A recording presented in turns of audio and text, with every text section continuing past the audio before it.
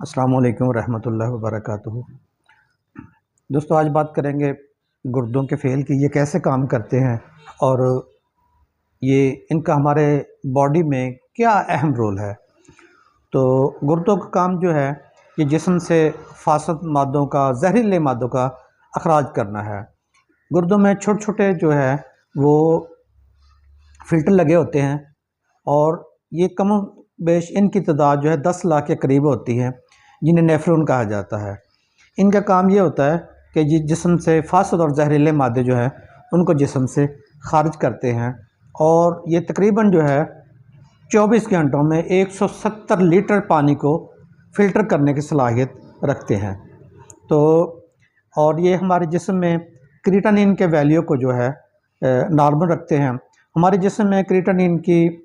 Value جو ہوتی ہے وہ 0.7 سے لے کر 1 پوائنٹ تک ہوتی ہے، اور یہ کریٹانین جو ہے یہ ہمارے مسلز میں پیدا ہوتے ہیں، اور ان کا جو ہے کردار جو ہے وہ مسل میں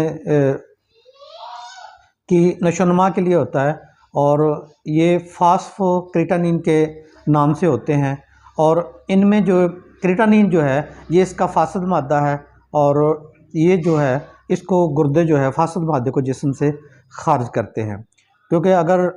اس کی مقدار جسم میں بڑھ جائے تو بہت ساری پیچیدگیاں اور مسائل پیدا کر سکتی ہے۔ تو یہ ہماری مسل جو ہے فاسفو کریٹانین اپنے اندر پیدا کرتے ہیں، اور اس کے علاوہ جو ہے یہ میٹ سے جو ہے گوشت کھانے سے بھی ہمارے جسم میں داخل ہو جاتے ہیں، اور ان کی بڑھوتری سے جو ہے جسم جو ہے مختلف قسم کی پیچیدگیوں کا سامنا کرنا پڑتا ہے۔ تو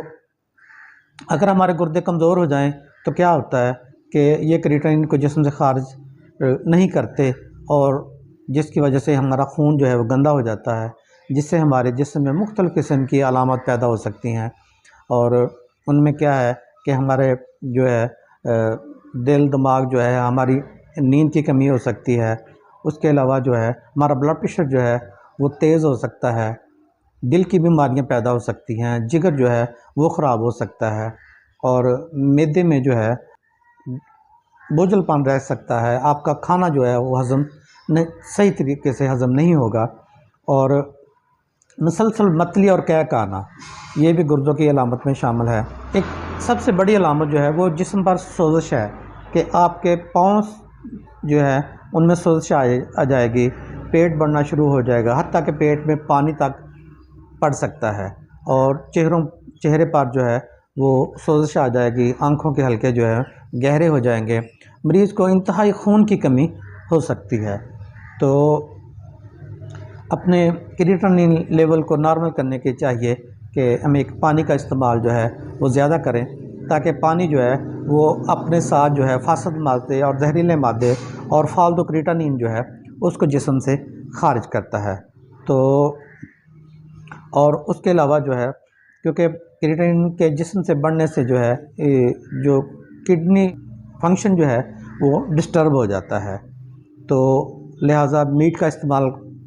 جو ہے وہ کم کیا جائے، تازہ سبزیوں اور پھلوں کا استعمال، اور پانی کا زیادہ استعمال۔ پانی جو ہے آج کل ہمارے ماحول میں پانی کے بہت سارے مسائل ہیں، تو جن کی وجہ سے گردوں کی بیماریاں پیدا ہوتی ہیں، تو بہتر ہے کہ پانی کو جو ہے وہ بوائل کر کے استعمال کیا جائے، تاکہ اس کا ٹی ڈی ایس لیول جو ہے وہ نارمل ہو سکے، کیونکہ پانی میں فاسفورس، زنک اور پوٹاشیم کی بہت زیادہ مقدار ہوتی ہے جو ہمارے گردوں کو نقصان دیتی ہے۔ تو امید کرتا ہوں آج کی ویڈیو پسند آئی ہوگی، تو ہمارے اس چینل کو سبسکرائب کیجئے تاکہ ہماری ہر آنے والی معلوماتی ویڈیو آپ تک پہنچی جا سکے۔ اللہ حافظ۔